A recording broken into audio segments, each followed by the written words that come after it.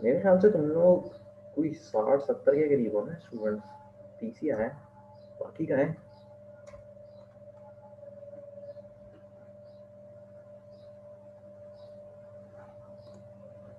नहीं सर, 60-70 तो स्ट्रेंथ नहीं है। ऐसा नहीं है,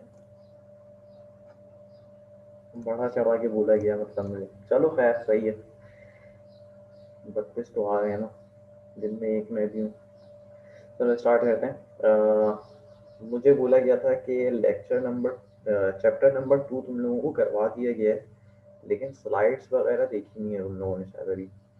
तो मैं भी स्लाइड को बस गो थ्रू कर देता हूँ आज के लेक्चर में, फिर बाकी आगे देखते हैं क्या लेके चलेंगे, कैसे लेके चलेंगे। ठीक है, तो आज के लेक्चर में ये कंप्लीट स्लाइड करते हैं।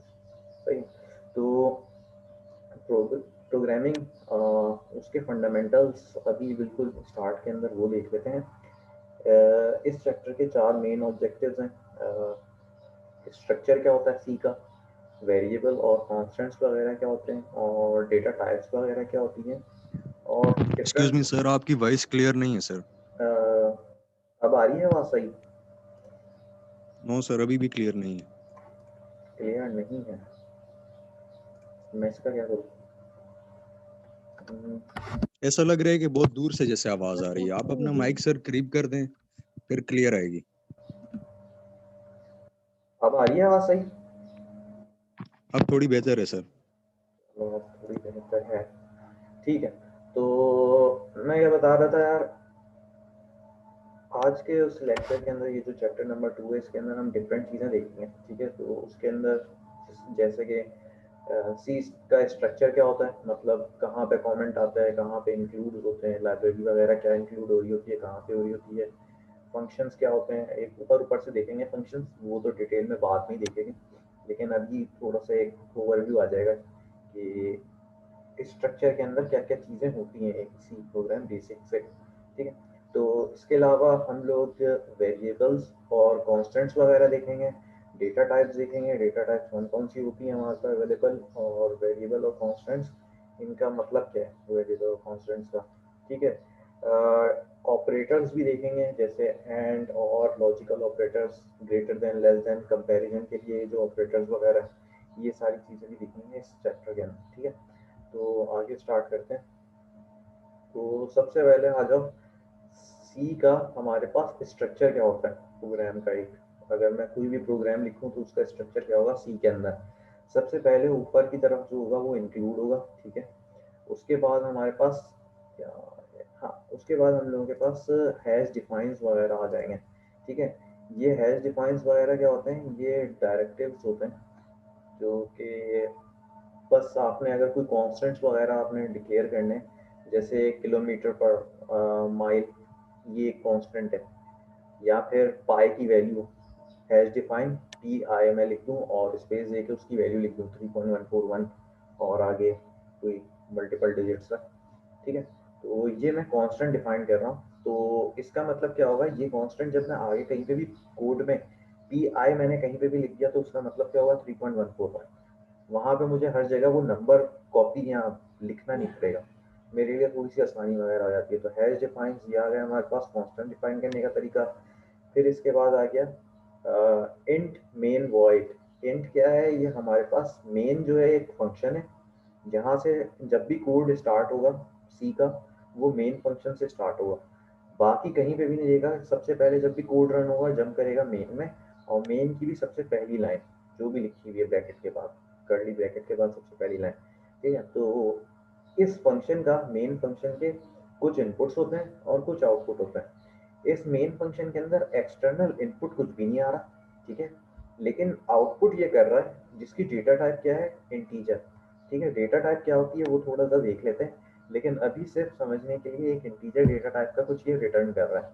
ठीक है, अब ये रिटर्न क्या होता है, इनपुट क्या ले रहा है, ये अगर अभी ना समझ में आया तो टेंशन नहीं है। आगे चल के जब हम फंक्शंस रीड करेंगे ना, फंक्शंस का टॉपिक आएगा तो उसके अंदर ये डिटेल में होगा थोड़ा सा, कि इनपुट हम किस तरीके से ले रहे हैं, उनकी डेटा टाइप वगैरह किस तरीके से सेट कर रहे हैं, आउटपुट की डेटा टाइप वगैरह कैसे सेट कर रहे हैं, उनका मतलब ऑपरेशन क्या है, फंक्शन का नाम कैसे लिखते हैं। ठीक है, तो वो सारी चीज़ें बाद में आ जाएंगी, अभी इतना मसले की बात नहीं है। ठीक है, तो ये हो गया। फिर उसके बाद हमारे पास कोड के अंदर आ गया डबल माइल्स, ठीक है। ये जो कोड बेसिक लिखा हुआ है ये सिर्फ कन्वर्जन का है, यानी कि मैंने कोई इनपुट दिया माइल्स के अंदर वैल्यू, उसको कन्वर्ट करके दे देगा किलोमीटर पर सेकंड में। किलोमीटर माइल्स पर सेकंड की अगर कोई वैल्यू थी तो हमें इसको कन्वर्ट करके ये पकड़ा रहा है बस, ठीक है। कन्वर्जन वाला ये प्रोग्राम लिखा हुआ है, ठीक है। तो खैर हमने दो वेरिएबल्स बना दिए, एक माइल्स और एक किलोमीटर, ताकि माइल्स के अंदर यूज़र इनपुट कर सके और किलोमीटर में आउटपुट, यानी कि कोई कैलकुलेशन वगैरह जो करूँगा वो एक वेरिएबल में स्टोर करवा सकूँ, ठीक है। तो ये चीज़ें हो गई। प्रिंट एफ हमने इस प्रिंट एफ के थ्रू जो भी है प्रिंट करवा दिया, ताकि यूज़र को एक इंडिकेशन मिल जाए कि आप एंटर करना है और क्या एंटर करना है वो भी पता चल जाए। Enter the distance in miles, ठीक है। तो स्टूडेंट ने एंटर कर देना है या जो भी यूज़र होगा प्रोग्राम को रन करने वाला, ठीक है। अच्छा, स्कैन एफ के अंदर एल एफ लिखा है। एल एफ का मतलब होता है long float. Long float double के बराबर ही होता है, मतलब डबल की जब भी हम लोग आइडेंटिफायर वगैरह यूज़ करेंगे तो वो एल एफ होता है, ठीक है। तो खैर ये भी आगे चल के समझ में आ जाएगी, या जब तक जैसे जैसे यूज़ करते रहोगे ना इन चीज़ों को खुद ही आ जाएंगी ये चीज़ें समझ, अभी इतना मसले की बात नहीं है। तो माइल्स की वैल्यू मैंने यूज़र ने इनपुट करवा दी, इसके बाद इसकी कैलकुलेशन हुई, माइल्स को मल्टीप्लाई करवा दिया मैंने किलोमीटर पर माइल में, ठीक है। तो किलोमीटर्स में वैल्यू आ गई हमारे पास, डिस्प्ले करवा दिया। फिर आखिर में मैंने जो भी है किलोमीटर की वैल्यू जो भी थी उसको प्रिंट करवा दिया और रिटर्न कर दिया ज़ीरो। रिटर्न ज़ीरो क्योंकि मेरे पास इंटीजर था मेन फंक्शन, तो मुझे रिटर्न कुछ ना कुछ करवाना है। अगर नहीं करवाऊँ तो वो ऑटोमेटिकली ज़ीरो रिटर्न करेगा फिर भी, ठीक है। यानी कि ब्रैकेट में मैं कुछ भी नहीं लिखूँ, सिर्फ रिटर्न लिख दूँ तो वो रिटर्न करता है ज़ीरो वैल्यू, ठीक है। तो ये हो गया।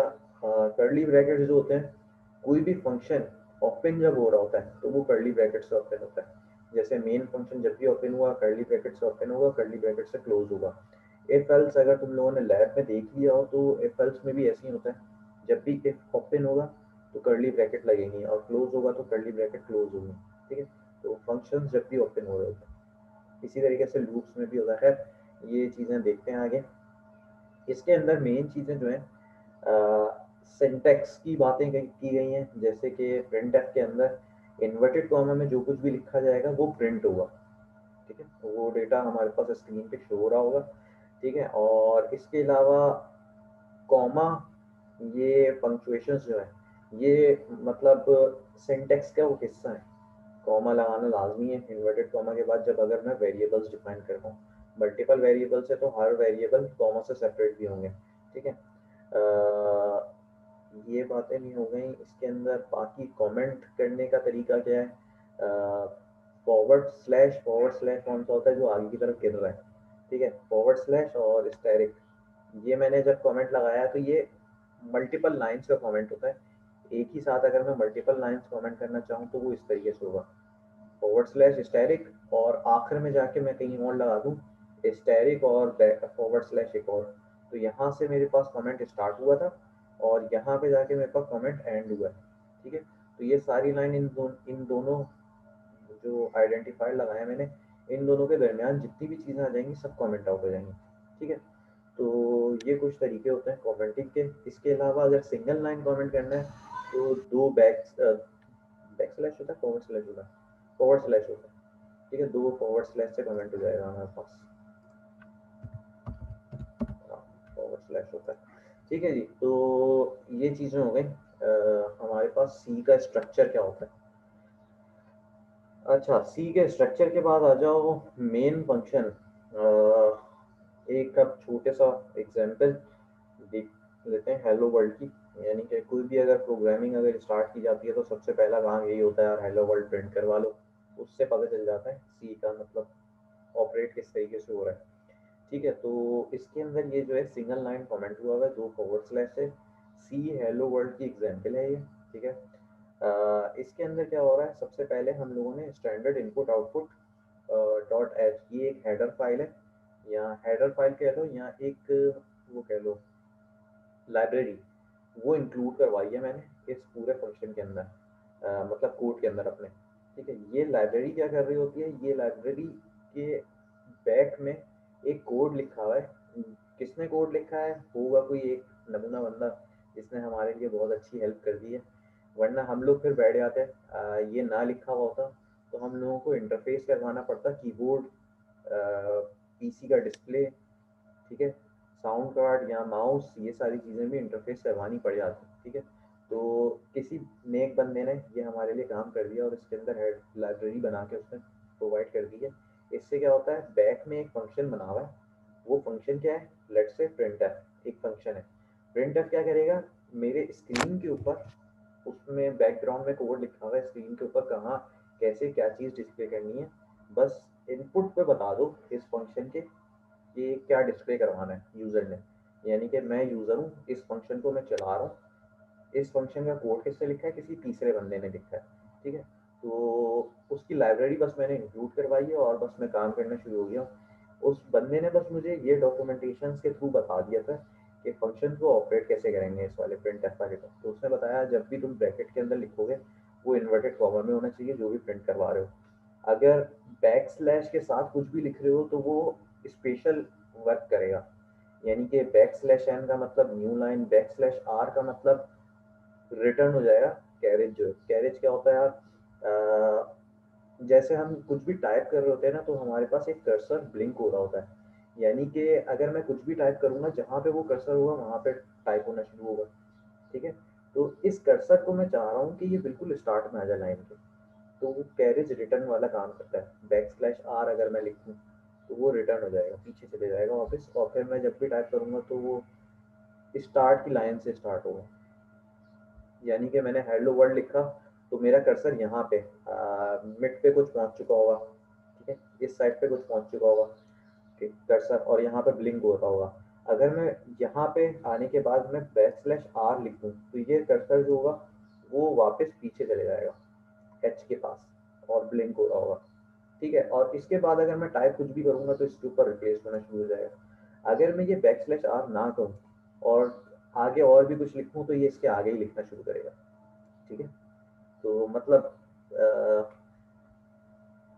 इतनी मसले वाली बात नहीं है, सिंपल सा ही बैक स्लैश आर। इसके अलावा और भी बहुत सारे होते हैं,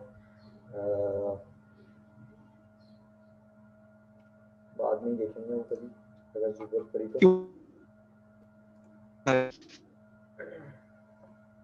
तो क्या कह रहा है, तू कुछ कह रहा है? चलो नहीं कह रहा कोई।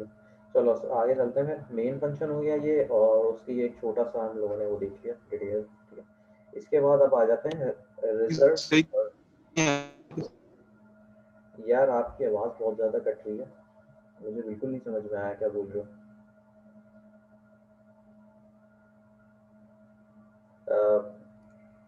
चैट में लिख दो ज़रा, मैं अपना सवाल मैं उसमें देख लेता सर हूँ। मेरे को एक क्वेश्चन था। हाँ, सर बाकी जो लाइब्रेरीज होती हैं वो हम कब इंक्लूड करेंगे? बाकी कौन सी लाइब्रेरीज? नहीं, जैसे हैशटैग इंक्लूड था ना, उसमें और भी बताई थी आपने। बिल्कुल, आकिब भाई और यहाँ सर अरसलान वही करवा रहे हैं ना लैब, उनमें से किसी ने बताई होगी। बिल्कुल वो भी इंक्लूड जी करवाते जी। हैं। वो डिपेंड करता है हमें उसका रिक्वायरमेंट है कोड के अंदर या नहीं है। लेट्स से एक मैथ डॉट एच है, मैथ डॉट एच एक लाइब्रेरी है जिसमें मैथ के फंक्शंस आ जी जाते हैं। यानी कि लेट्स से मुझे साइन साइन थीटा मुझे मालूम करना है, कॉस थीटा मालूम करना है, टेंजेंट थीटा मालूम करना है। तो ये साइन की जो फंक्शन है, ये फंक्शन डिफाइन किसी लाइब्रेरी में हुआ होगा। वो लाइब्रेरी कहाँ है, वो मैथ डॉट एच के अंदर है। तो अगर मुझे तो ये हमें लर्न करना होगा कि कौन सी किसमें है? नहीं, वो इतना इतना मसले की बात नहीं होती वो। मेरे ख्याल से मैं जो करता हूँ वो मैं बता देता हूँ। मैं ये करता हूँ कि मुझे जैसे लेट से साइन वेव की ज़रूरत पड़ गई यार अपने कोड में। मैं बहुत ही मुश्किल काम में पड़ा हुआ था और मुझे साइन वेव की ज़रूरत पड़ गई।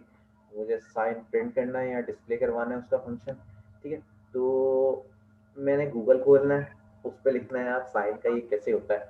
तो वो खुद ही बता देगा गूगल वगैरह कहीं पे कि ओके इसके लिए ये वाली लाइब्रेरी इंक्लूड करवा लो तो आपको फंक्शन मिल जाएगा साइन का। फिर उसके बाद मेरा सही अपना अपना एल्गोरिदम होता है, आगे चल के मैं क्या यूज़ करना चाहूँ, उसको किस तरीके से यूज़ करना चाहूँ। ठीक है, वो एल्गोरिदम जी बनाना तो तुम लोगों ने शुरू के लेक्चर में सीख लिया होगा, जो फ्लो चार्ट होता है ना, जी जी और सूडो कोड अगर तुम लोगों को अच्छे से लिखने आ गया और फ्लो चार्ट लिखने आ गया तो कोड आराम से कर सकते हो तुम लोग। कोड के अंदर बस सिंटेक्स आ जाता है, सिंटेक्स के अंदर तुम लोगों ने वही फ्लो चार्ट को सिंटेक्स में लिखना है कन्वर्ट करके। ठीक है, तो सही खैर इतने मसले की बात नहीं है अभी, मतलब स्टार्ट है तुम लोगों का, तो टेंशन नहीं लो इन चीज़ों की। आहिस्ता सही आहिस्ता है। अभी बेसिक थैंक यू, लेवल मैं है, समझ आ गया। तो ये आहिस्ता आहिस्ता समझ में आता रहेगा तुम लोगों को, खुद ही डेवलप हो जाएगा माइंड इस लिहाज से। ठीक है, तो ये मेन फंक्शन तो कंप्लीट हो गया। अच्छा, रिजर्व वर्ड के ऊपर आ जाते हैं। रिजर्व वर्ड्स क्या होते हैं यार? रिजर्व वर्ड्स वो हैं जिनको मैं यूज़ नहीं कर सकता बाकी किसी काम के लिए। लेट्स से अगर मैं वेरिएबल्स वगैरह क्रिएट करना चाहूँ तो मैं इन वर्ड्स में से कोई सा भी वर्ड यूज़ नहीं कर सकता। लेट्स से मेन, मेन एक रिजर्व वर्ड है। रिजर्व वर्ड किसका है? मेन फंक्शन का है। मैं अगर वेरिएबल का नाम भी मेन रख दूँ तो वो कंफ्यूज हो जाएगा मेरा जो कंपाइलर है जिसमें मैं कोड लिख रहा हूँ। मेन कौन है भाई, ये क्या है, कहाँ से आ गया बीच में। ठीक है, इसी तरीके से रिजर्व वर्ड एक इंटीजर है, I N T. Printf एक रिजर्व वर्ड है, यानी कि जितनी भी चीज़ें हाईलाइट हो जाए ना, कलर अपना चेंज कर रहे हैं आसान अल्फाजों में, तो वो रिजर्व वर्ड फिक्स, मतलब वो कहीं ना कहीं यूज़ हुए हैं, आप यूज़ नहीं कर सकते। ठीक है, बात समझ में आ गई ना मैं क्या कहना चाह रहा हूँ? इसी तरीके से जितने भी वर्ड्स हैं ना, ये मतलब सी लैंग्वेज जो है ये केस सेंसिटिव है। केस सेंसिटिव वाली बात अभी है, हाँ अभी आ गई। ठीक है, ये जितनी भी मतलब मेरे पास वेरिएबल्स हैं ये सारे केस सेंसिटिव होते हैं, मतलब सी लैंग्वेज मेरी केस सेंसिटिव है। इसके अंदर मैं जो कुछ भी लिखूंगा वो डिपेंड करेगा मैं किस केस में लिख रहा हूँ। केस का मतलब कैपिटल लेटर और स्मॉल लेटर की बात कर रहा हूँ। ठीक है, तो लेट्स से अगर मैं लिख दूँ कैपिटल रेट, कैपिटल में आर, और रेट का पूरा लिखूँ, और स्मॉल में रेट लिखूँ, सारे लेटर स्मॉल हो, तो ये दोनों एक अलग अलग वेरिएबल है। मैंने लेट्स से अगर रेट का वेरिएबल बनाया है रेट के नाम से, तो ये दोनों वेरिएबल अलग अलग हैं। ठीक है, तो अक्सर ये हरकत होती है कि वेरिएबल डिफाइन करते वक्त मैंने कैपिटल आर लिखते हुए रेट डिफाइन कर दिया था, और नीचे जब कोड में कहीं प्रिंट करवा रहा हूँ या वेरिएबल के साथ मैनिपुलेशन वगैरह एडिशन सब्ट्रैक्शन या कुछ भी हो सकता है, वो ऑपरेशन करवा रहा हूँ तो वहाँ पे मैंने कुछ और लिख दिया, स्मॉल लेटर में सब कुछ लिख दिया, याद नहीं रहा कि ऊपर क्या था, तो कंपाइलर एरर दे देता है इसके ऊपर, तो बोलेगा अनडिफाइंड। रेट जो है ये अनडिफाइंड है, ये कभी डिफाइन ही नहीं हुआ, जबकि हमें पता है कोड लिखते वक्त हमने डिफाइन किया था। तो वो लाइन नंबर बता देगा, तो वो देख के बस चीज़ें समझनी होती हैं। ठीक है, तो ये बात हो गई केस सेंसिटिव के लिहाज से। इसके अलावा वेरिएबल्स जब और आइडेंटिफायर्स वगैरह जब हम डिफाइन करते हैं ना, तो उसके अंदर कुछ लिमिटेशंस होती हैं। जैसे कि वेरिएबल्स वगैरह के अंदर लिमिटेशन क्या होती है, हम जो कुछ भी लिख रहे हैं उसके पीछे नंबर नहीं आना चाहिए। नंबर आएगा तो वो इनवैलिड है। ठीक है, इसी तरीके से डबल इंटीजर ये रिजर्व वर्ड है, इसको मैं यूज़ नहीं कर सकता कोई आइडेंटिफायर के तौर पे। आइडेंटिफायर मतलब वो जो मैंने हैश डिफाइन ऊपर किया था, हैश डिफाइन पाई 3.141। ठीक है, वो चीज़ें अगर मैं कर रहा हूँ तो मैं हैश डिफाइन इंट नहीं कर सकता। इंट का इंट तो ये मेरा एक इंटीजर डेटा टाइप है। ठीक है, तो ये नहीं कर सकता। इसी तरीके से सिंगल एक्सक्यूज कोट। मी सर, हाँ, जैसे हम ग्रेड के बारे में बात करते हैं, ए बी सी डी और एफ, हम बोलते हैं कि यही ग्रेड है ना इसमें, तो हाँ, इसके अलावा अल्फाबेट ग्रेड क्यों नहीं हो सकते? A B C D F, इसके अलावा जब हम प्रिंट करते हैं कोई भी, हाँ हाँ जिस तरह लाइब्रेरी का आपने बताया ना कि लाइब्रेरी फिक्स है, जिस तरह हाँ हम हाँ, उसमें नंबर्स लिखेंगे या इंटीजर्स लिखेंगे, हम्म, इसी तरह इसमें ग्रेड्स भी थे ना, ए बी सी डी और एफ। इसके अलावा हम अल्फाबेट को क्यों नहीं ग्रेड कर सकते? क्या ये सिर्फ यही इसके लिए फिक्स है? ग्रेड तुम उसका बोल रहे हो जो मतलब कोर्सेज के अंदर हमको ग्रेड्स मिलते हैं वो? हमने सर एक प्रोग्राम जनरेट कर किया था ना लैब में, हाँ तो उसमें सर ने बोला था कि हम सिर्फ इसको यही ग्रेड दे सकते हैं, इसके अलावा और ग्रेड को नहीं दे सकते। हाँ, फिर वो प्रोग्राम उसी चीज़ का होगा कि लेट से अगर स्टूडेंट के नंबर जो है वो 100 से 87 के दरमियान है तो वो ए ग्रेड है स्टूडेंट का। ठीक है, तो ये तो डिफाइंड है, वो किसी नेक बंदे ने कर दिया, उसने बता दिया यार हमारी यूनिवर्सिटी के ये रूल्स हैं, उस रूल्स के लिहाज से हमारे पास जो है इस रेंज के अंदर अगर किसी स्टूडेंट के नंबर आते हैं तो वो ए ग्रेड है, नहीं तो बी प्लस है, बी है। ठीक है, बी प्लस तो और सी। लाइब्रेरी के अलावा मींस के हर चीज वेरी करेगी अकॉर्डिंग टू द प्रोग्राम। हाँ हाँ हाँ, ये बिल्कुल वेरी कर सकता है। तुम बना दो यार, मैं कोई जेड ग्रेड बनाना चाहता हूँ और उसमें डिफाइन कर दूं कि जेड ग्रेड जो है वो 0 से 10 के दरमियान अगर किसी बंदे का नंबर आता है तो वो जेड ग्रेड है। ठीक है, तो ओके सर। दुनिया में कहीं माना नहीं जाता ये जेड ग्रेड, जेड ग्रेड कुछ नहीं होता दुनिया में। ठीक है, खैर ओके ये सर, क्लियर है। रूल्स होते हैं बस डिफाइन हुए हैं कि कहीं पे, तो उसी के लिहाज से ये है। जैसे तुम लोगों की मार्कशीट के पीछे भी लिखा हुआ होगा कि ए ग्रेड या फर्स्ट डिवीजन, उसका मतलब ये रेंज के अंदर अगर परसेंटेज है फर्स्ट डिवीजन तो ये वही वाली बात है। ठीक है, तो खैर ये चीज़ें हो गई। मैं बता रहा था यार, वेरिएबल्स वगैरह के अंदर हम लोग सिंगल कोड भी नहीं डाल सकते, सिंगल कोड नहीं यूज़ कर सकते, डबल कोड भी यूज़ नहीं कर सकते। हम लोग मैक्सिमम क्या यूज़ कर सकते हैं, सिर्फ और सिर्फ अंडरस्कोर वेरिएबल्स के अंदर सेपरेट करना है। अगर वर्ड्स को, मल्टीपल वर्ड्स हैं एक वेरिएबल के अंदर, जैसे सेंट पर इंच, ये पूरा एक कंप्लीट वेरिएबल इतना बड़ा। ठीक है, इसको सेपरेट किस तरीके से किया है, अंडरस्कोर से। ठीक है, तो ये कर सकते हैं, ये अलाउ है हमें। ठीक है, बाकी ये रीड कर लेना यार, बहुत बेकार बेकार बातें लिखी हैं मैंने, बस समरी करके बता दी है। ठीक है, वेरिएबल डिक्लेरेशन, वेरिएबल का मैंने वो मसले मसाइल तो अभी पीछे डिफाइन कर दिए कि प्री डिफाइंड जो वैल्यूज़ हैं, नेम्स हैं, वो यूज़ नहीं कर सकते, जैसे इंटीजर और डबल, ये प्री डिफाइंड है, मेन सर प्री डिफाइंड है। क्या? सर एक क्वेश्चन है। हाँ हाँ। सर जैसे मैंने और भी जगहों में देखा है, जैसे कोई और प्रोग्रामिंग लैंग्वेज हो या और भी कोई ऐसी चीज़ हो, तो उसमें सिर्फ ज़्यादातर अंडरस्कोर ही हर जगह इस्तेमाल हो रहा होता है। इसकी कोई वजह है कि अंडरस्कोर में कोई ख़ास बात है क्या, कि मतलब अ, सिर्फ अंडरस्कोर ही यूज़ होता है? मतलब मैं अगर लिखना चाहूँ,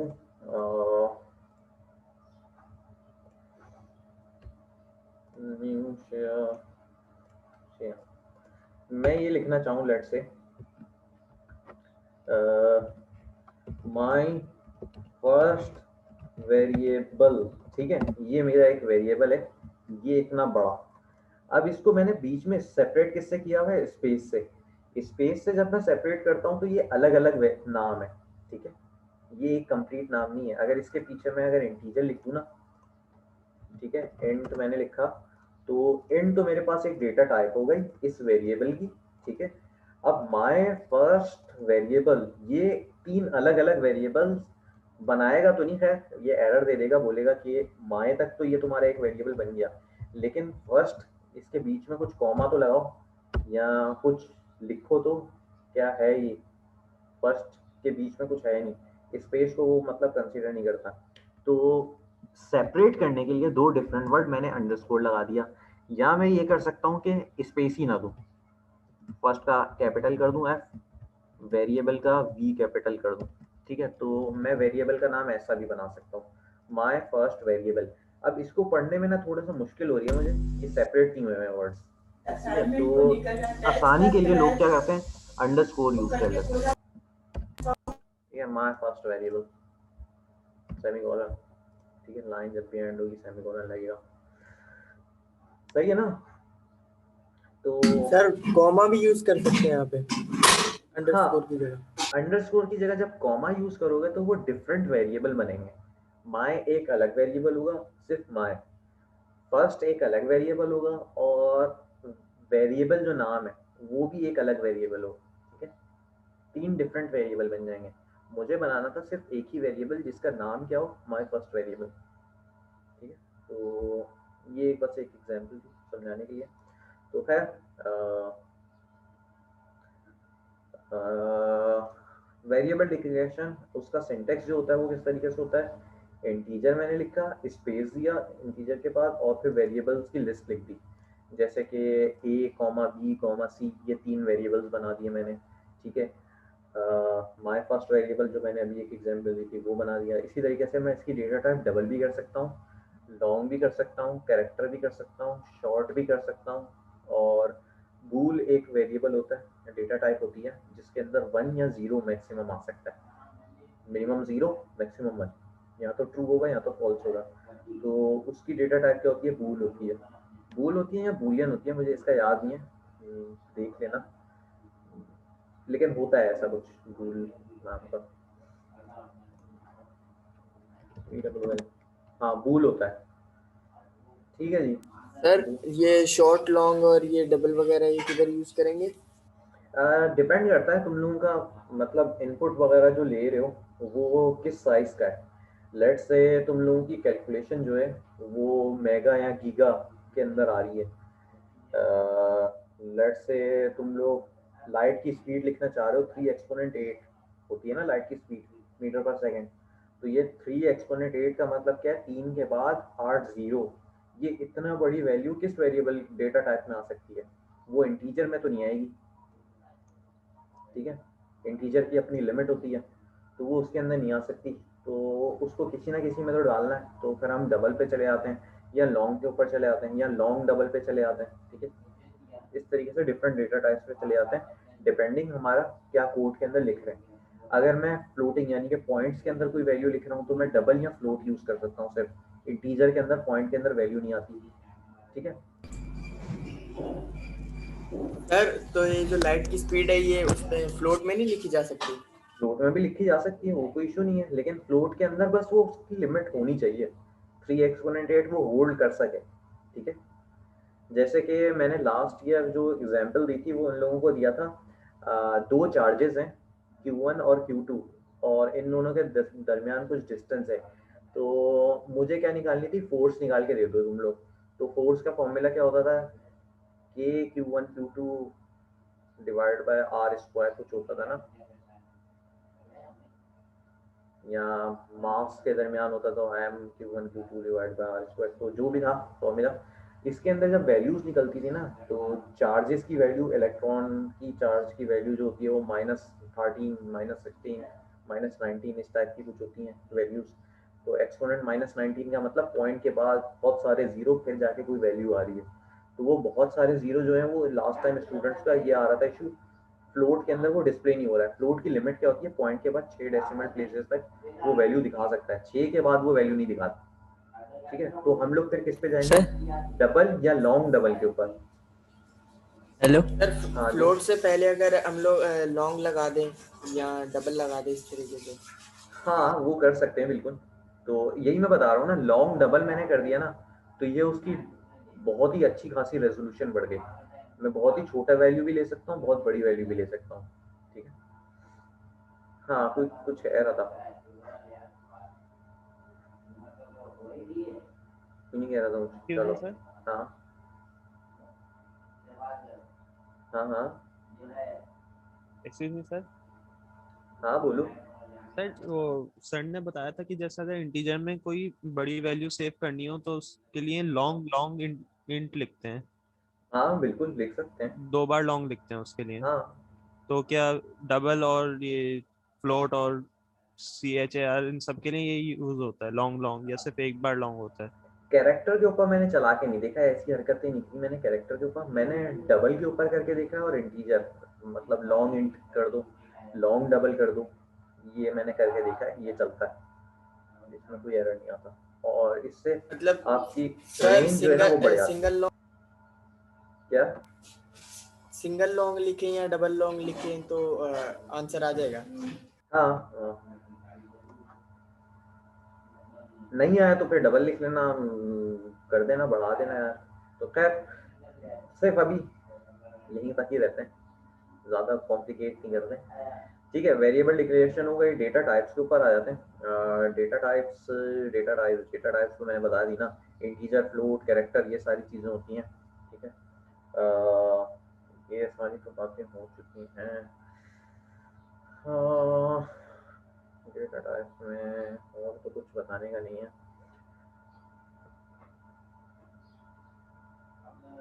अच्छा जी सर मुझे एक और क्वेश्चन था। क्या?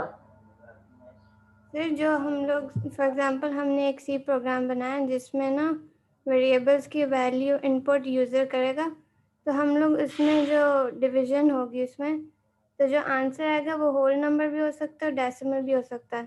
तो उसमें हम कौन सा यूज़ करेंगे, इंट डेटा या टाइप फ्लोट? फ्लोट यूज कर लो, फ्लोट के अंदर दोनों आ सकता है, डेसिमल भी आ सकता है और नॉर्मल वैल्यूज भी आ सकती हैं फ्लोट में। अच्छा, तो उसमें होल नंबर भी आ जाता है फ्लोट में? हाँ हाँ, फ्लोट में दोनों आ जाते हैं। फ्लोट मतलब सही। जनरल है, ठीक है। लेकिन अक्सर ऐसा होता है जैसे तुम लोग आगे चल के माइक्रो कंट्रोलर वगैरह की प्रोग्रामिंग करोगे तो उसके अंदर फिर तुम लोग रो रहे होगे मेमोरी कम है यार। अभी तो हम लोगों के पास पीसी है ना, पीसी के अंदर रैम लगी हुई है कोई जीबी शीबी में।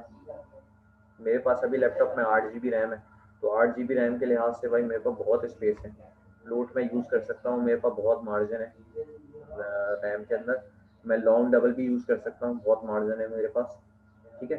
तो जब कंट्रोलर की प्रोग्रामिंग कर रहे होते हैं ना तो फिर हमको ख्याल रखना पड़ता है, जब मैं लॉन्ग डबल यूज़ कर लूँगा तो वो अकेले ही बहुत सारी मेमोरी खा जाएगा, ठीक है। एक एग्जांपल दे देता हूँ, कुछ कंट्रोलर ऐसे होते हैं जिसके अंदर मैक्सिमम मेमोरी जो होती है ना 1 MB है, 1 MB के अंदर रहते हुए काम करो, ठीक है।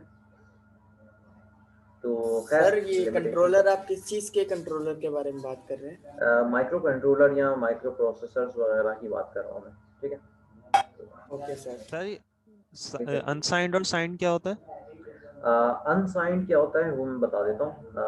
अनसाइंड का मतलब होता है जो भी डेटा टाइप आगे लिखी हुई है ना उसको अनसाइंड बना देगा, यानी कि माइनस में उसकी वैल्यू फिर कभी भी नहीं जा सकती।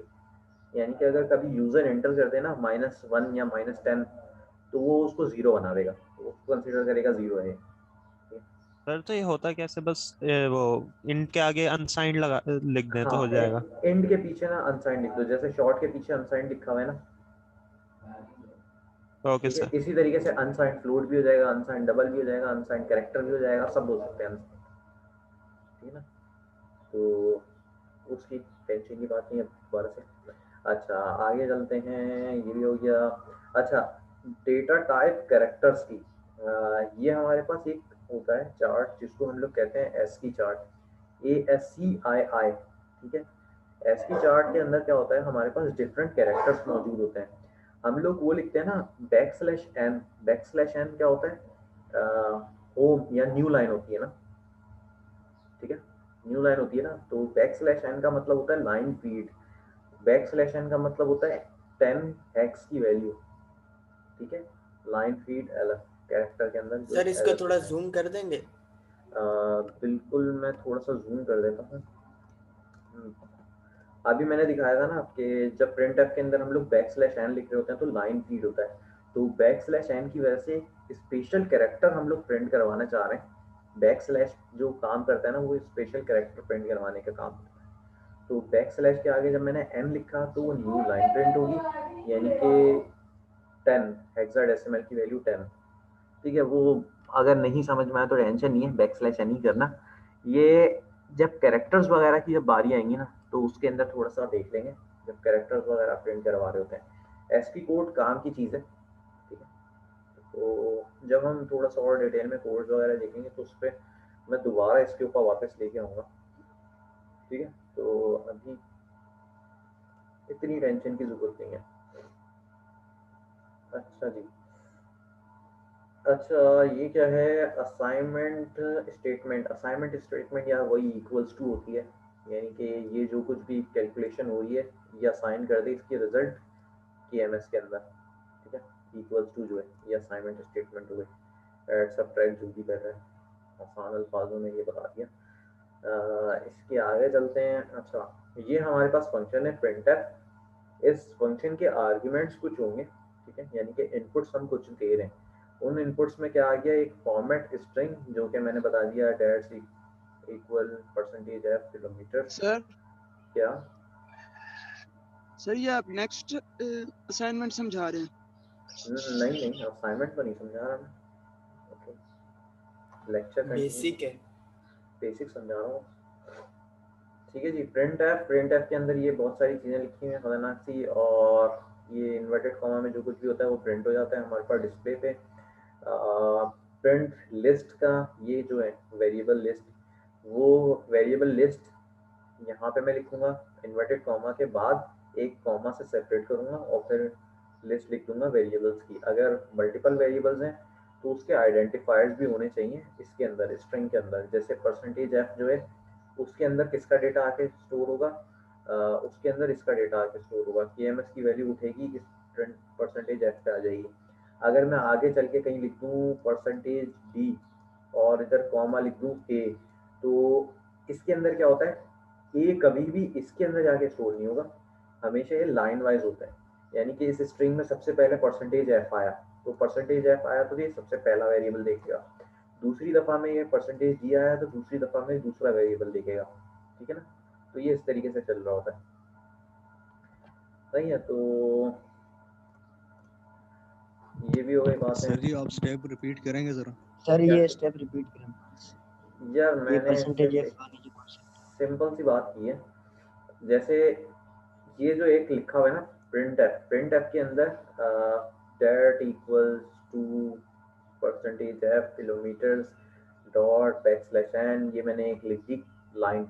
अब इस लाइन के अंदर नहीं, ये परसेंटेज एफ क्या कर रहा है, मेरे पास एक फ्लोटिंग वैल्यू जो है ना वो प्रिंट करवा रहा है।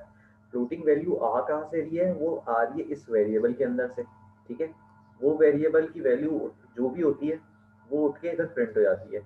ठीक है, यानी कि प्रिंट करते वक्त डिस्प्ले में मेरे पास क्या लिखा होगा, डेट इक्वल और परसेंटेज एफ की जगह मेरे पास सर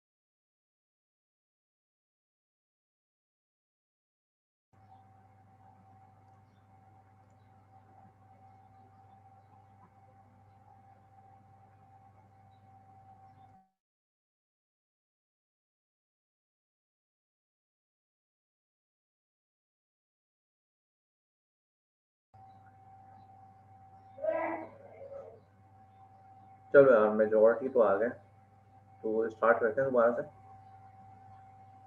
अच्छा जी, मैं क्या कह रहा था यार, ये प्रिंट क्या होगा, दैट इक्वल परसेंटेज एफ की जगह मेरे पास क्या प्रिंट होगा, KMS की वैल्यू। KMS की वैल्यू कितनी है, 16.9 समथिंग कुछ लेट से फाइंड आउट हुई थी, तो 16.091234 426, ठीक है, ये आ गया। फिर इसके बाद स्पेस किलोमीटर और न्यू लाइन की वजह से ये नेक्स्ट लाइन में कर्सर ब्लिंक होता होगा। ठीक है, बैकस्लैश एन की वजह से किलोमीटर के बाद डॉट आ गया हमारे पास। ठीक है, तो ये कुछ एक्सक्यूज मी सर, हमने तो इनपुट दिया ही नहीं ना अभी। क्या इनपुट दिया नहीं मतलब, जो परसेंटेज एफ है ना वो तो हम इनपुट देंगे तब हमारे पास किलोमीटर की वैल्यू देगा ना वो। बिल्कुल आपने सही कहा।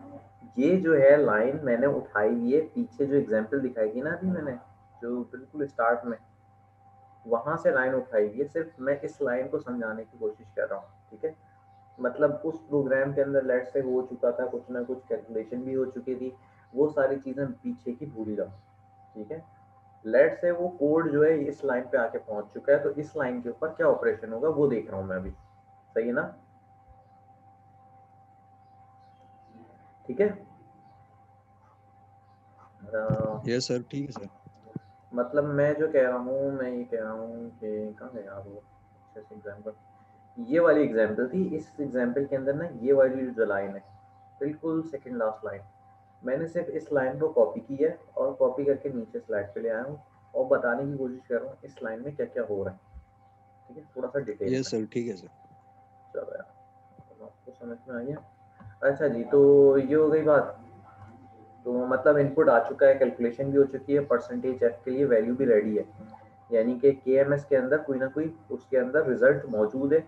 वो रिजल्ट क्या होगा, मैंने जो बताने की कोशिश कर रहा था वो ये होगा कि इस वेरिएबल की वैल्यू जो होगी वो उठ के इस परसेंटेज एफ की जगह प्रिंट हो जाएगी, ठीक है। अगर इसके आगे मल्टीपल वो लिखे हुए होते हैं, let's say variables, let's say मैं बोल देता किलोमीटर की जगह अलावा मुझे ये भी मालूम करना है कि माइल्स की वैल्यू क्या थी जो यूजर ने एंटर की थी, लेट्स से वो भी एंटर की थी ना, कोई वेरिएबल था ये, तो मैं चाह रहा हूँ वो भी प्रिंट हो। और वो कहाँ प्रिंट हो, लेट्स से वो प्रिंट हो जाए बैकस्लैश n के बाद या पहले, ठीक है। बैकस्लैश n हटाया मैंने, इधर लिख दिया परसेंटेज f एक और, या परसेंटेज LF, या जो भी लिख लो, परसेंटेज f, ठीक है। अब इसमें क्या होगा, पहला वाला वेरिएबल जो है वो पहले वाले आइडेंटिफायर पे जाएगा, दूसरा वाला वेरिएबल जो है वो दूसरे वाले पे ही जाएगा हमेशा। कभी भी ये नहीं होगा कि ये वाली वैल्यू जो है उठ के इस पे प्रिंट हो जाए, ये कभी भी नहीं होगा। प्रिंट एफ होते हुए हमेशा जो भी है सीक्वेंस रखता है, ठीक है।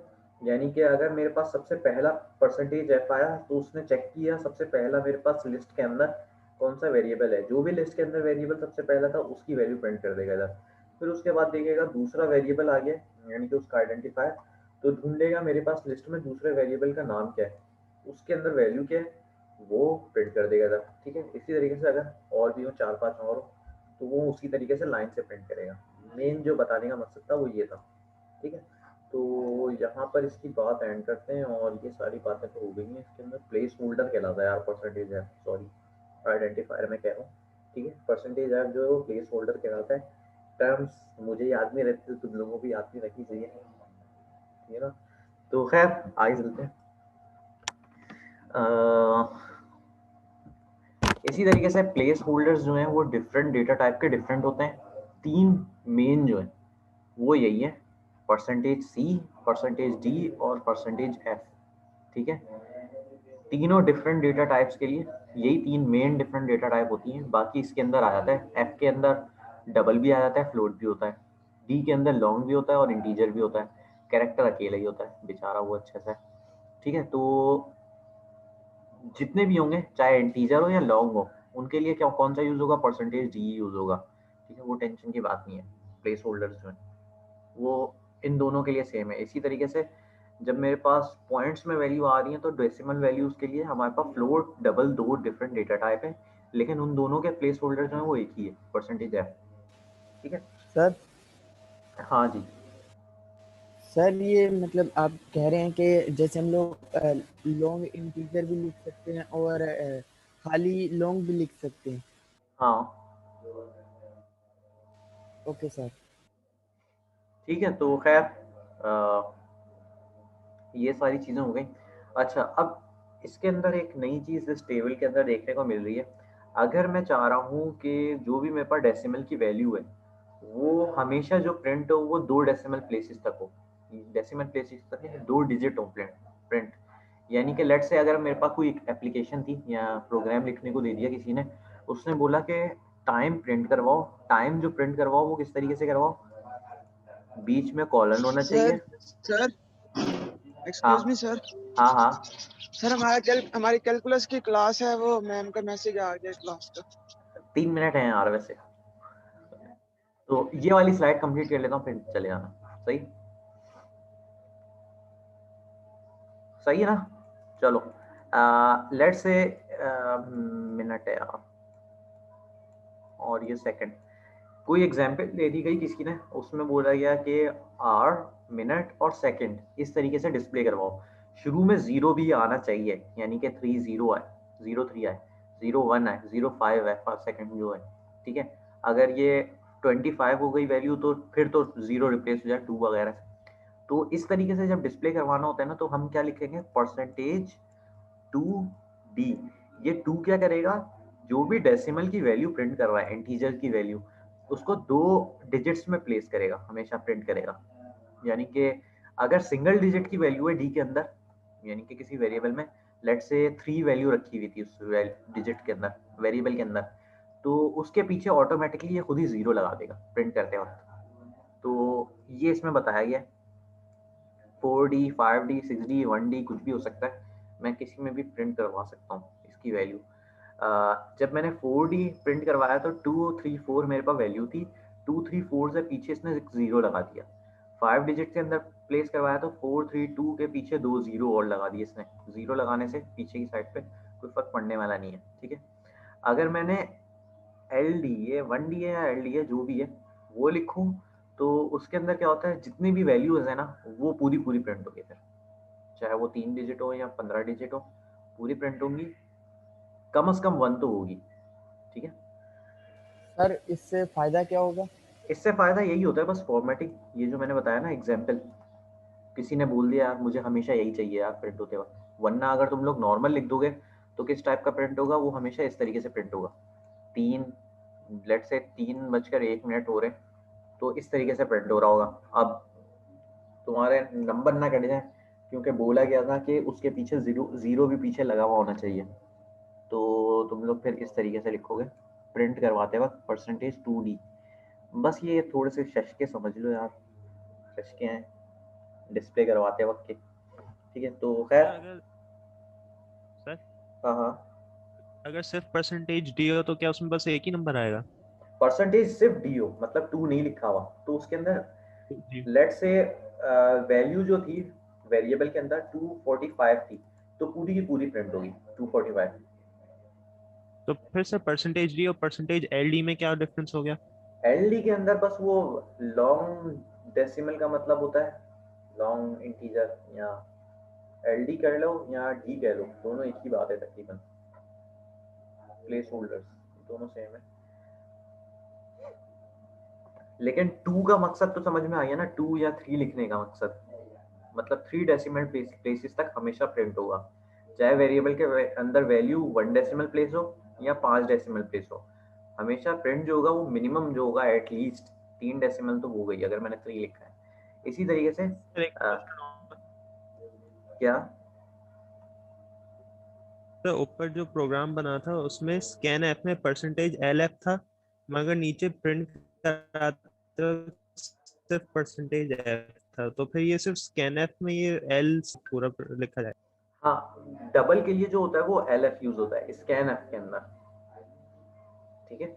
वरना अगर सिर्फ %f लेते हुए डबल के अंदर इनपुट करवाओगे ना तो वो फिर वही फ्लोट की वैल्यू इनपुट कर देगा, फ्लोट की जो लिमिटेशंस होती है ना वो लिमिटेशंस अप्लाई हो जाएंगी, तो फ्लोट सर अगर ये वाला फॉर्मेट यूज करना है तो हर जगह इसी तरह लिखना होगा, %4d scanf printf हर जगह? नहीं 4D तो बस वो है ना प्रिंट करवाते वक्त का फॉर्मेट है, ओके सर। ये स्कैन में जरूरत नहीं होती इसकी, ठीक है। अच्छा खैर, इसी तरीके से डेसिमल्स के अंदर, यानी कि मैं लिख रहा चाह रहा हूँ 3.1412 या 5, आगे मुझे याद नहीं है, मुझे 141 तक याद है, खैर जो भी होता है आगे डिजिट, मैं चाह रहा हूँ ये हमेशा जो भी प्रिंट हो, मैं प्रिंट करना चाह रहा हूँ पाई की वैल्यू वो सिर्फ 3 डिजिट डेसिमल प्लेसेस तक हो, बाकी 2 डिजिट जो है वो एलिमिनेट हो जाए प्रिंट करते वक्त, ठीक है। तो हम लोग क्या लिखेंगे, %.3f, ठीक है। 0.3 का मतलब पॉइंट के बाद 3 डेसिमल प्लेसेस तक की वैल्यू लिखो, ठीक है, प्रिंट करवाओ। 4 लिख दूं तो 4 डेसिमल प्लेसेस तक, 2 लिख दूं तो 2 डेसिमल प्लेसेस तक, ठीक है। तो ये बस सिर्फ डिस्प्ले करने की एप्लीकेशन है, सही है ना। तो यहाँ पर एंड करते हैं। सर जैसे वो रुपीज होते हैं उसके उसमें लिखा हाँ होता हाँ है सर वैल्यू राउंड .00। हाँ बिल्कुल, अगर लेट से तुम्हारे पास कोई किसी यूजर के पास पैसे जो थे वो 10 रुपीज थे, लेकिन हम प्रिंट किस तरीके से करवाते हैं, स्टैंडर्ड तरीका क्या होता है 10 के बाद पॉइंट के आगे 0 लगा देते हैं खुद ही से, तो खुद यस ही सर। से जो लगे ना, खुद ही से लगने के लिए मुझे जानबूझ के लिखना पड़ेगा %.2f, ठीक है। तो इससे क्या होगा, 10 तो लेट से वेरिएबल के अंदर 10 वैल्यू रखी हुई थी, 10 तो वैसे ही प्रिंट होगा, लेकिन पॉइंट के बाद मैंने 2 लिमिट कर दिया, 2 तो कम से कम प्रिंट हो 2 डेसिमल प्लेस, नहीं था तो वो उसने 0 लगा दिया, अगर होता तो वो लिखता लेट से 1 या 3, इसके अंदर .31 अगर होती वैल्यू तो वो तो लिखते ही लिखता, 315 भी होती तो 5 एलिमिनेट हो जाता, 5 प्रिंट नहीं होता। ठीक है, तो बस ये है आप अच्छी बातें बहुत पढ़ लिया तुम लोगों ने, इससे ज़्यादा नहीं पढ़ना चाहिए। सही है ना, कुछ पूछना है? नो